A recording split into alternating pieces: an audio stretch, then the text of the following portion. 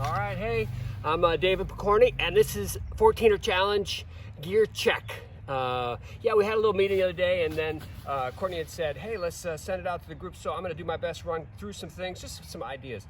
First off, backpack. Here are two backpacks. This one totally super simple, just big enough, and you know, this is like a regular backpack. This is more of like a in the woods backpacking. You can go either way. The key is just to get the stuff that you need in it.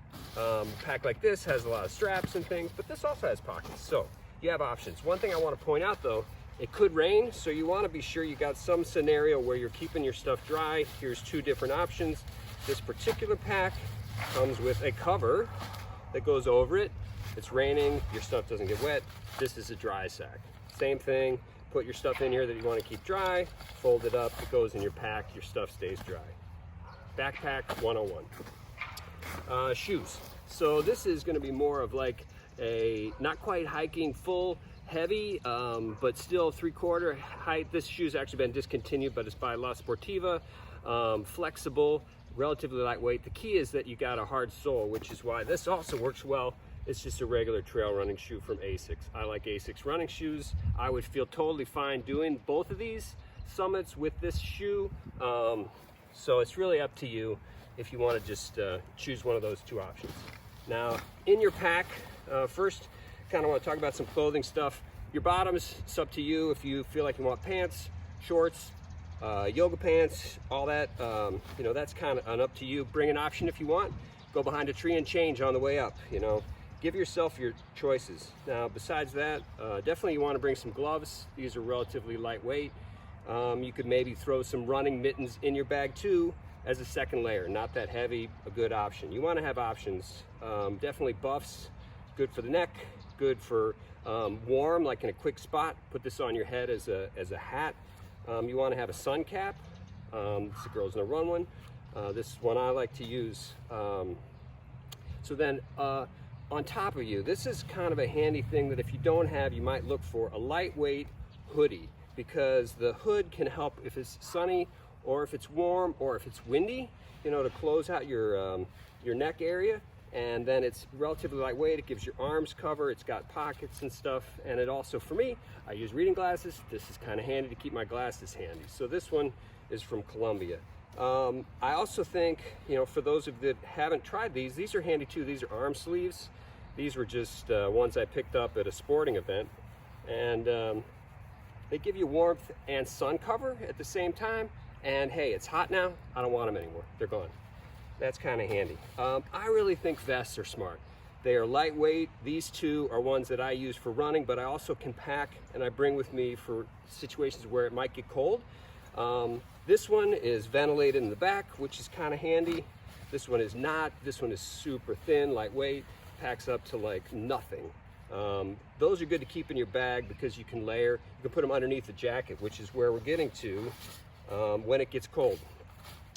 This particular dry sack has stuffed in it a jacket that I've come to really like, which is a down jacket, which packs in, but is, you know, really kind of warm for the space that it takes up. That's something, you know, when you can just pack it in, it can go in your bag, and you know, it can come in really handy. If you get to the summit, it's windy, and I was on the summits in September and July, and both cases it got windy enough where I was putting on all my layers. The key layer, I think though, is your rain and windbreak layer. This particular jacket is a cycling jacket, which is nice because it's longer in the back, and it's going to fully block the wind, but it also will give you a lot of warmth. I think that you should think about having something like, well, you really need to have a rainproof top, you know, so that, you know, if you run into something, and then of course the hood comes up. So a lot of reasons why you want this in your bag. And again, if it gets windy at the summit, which it probably will at one of these two, you want that. So that's basically like apparel stuff. You need a headlamp. Good for camp, and also good for just having, in case, you know, you end up on the morning crew. I think a lot of us are going to want to get up going before sunrise, and you'll need the headlamp for that. You need sunscreen. Some people may like to use trekking poles. And if you do, you need to walk around St. Louis with your trekking poles to get used to using them. So if you're going to think that you want these, then you need to practice with them. These particular ones break into 3 pieces, they go together, and when you use them, you know, you can really help yourself out a lot.